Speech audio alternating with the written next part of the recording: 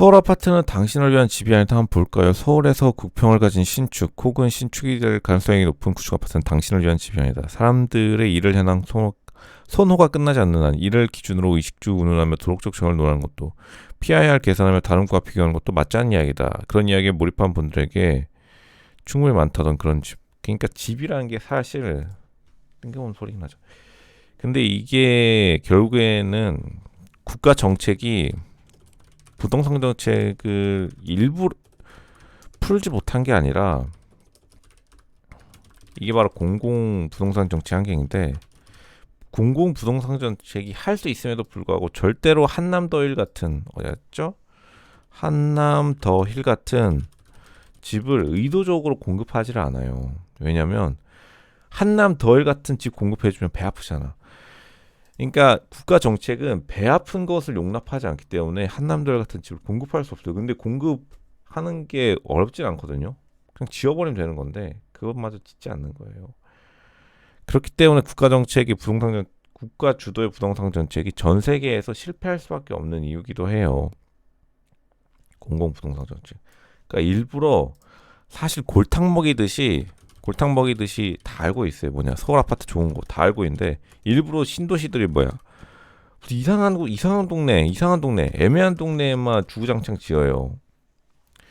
그러니까 이게 왜냐면 신도시를 짓는 것 자체가 남의 문제를 해결해 준 게 아니라 진짜 사람들이 원하는 걸 해결해 주지 않는. 근데 이게 사실 그 극한까지 가보면 비즈니스의 속성과도 다 있는데, 비즈니스라는 게 제가 늘 말씀드렸지만 이 비즈니스 속성과도 관련돼 있어요. 비즈니스가 남의 문제를 해결해 주는 건데, 남의 문제 해결해 주면 솔직히 배 아프잖아요. 남이 근심 걱정하는 게 가장 보기 좋은데, 그 근심 걱정을 남의 근심 걱정 해결해주고 그 대가로 돈을 받는 게 비즈니스란 말이에요.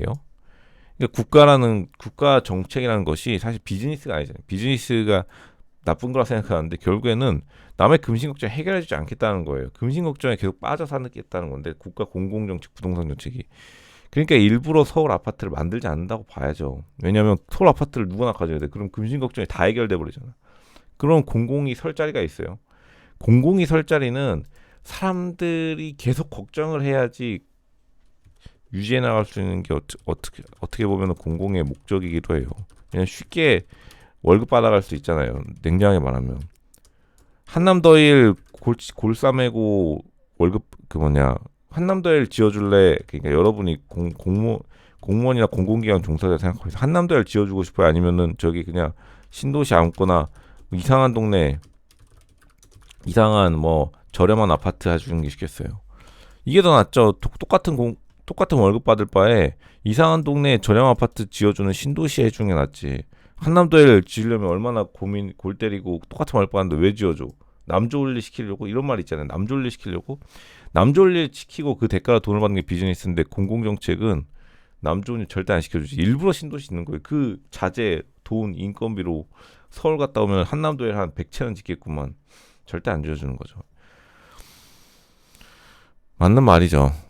비즈니스맨을 위한 집이라 보시면 돼요. 비즈니스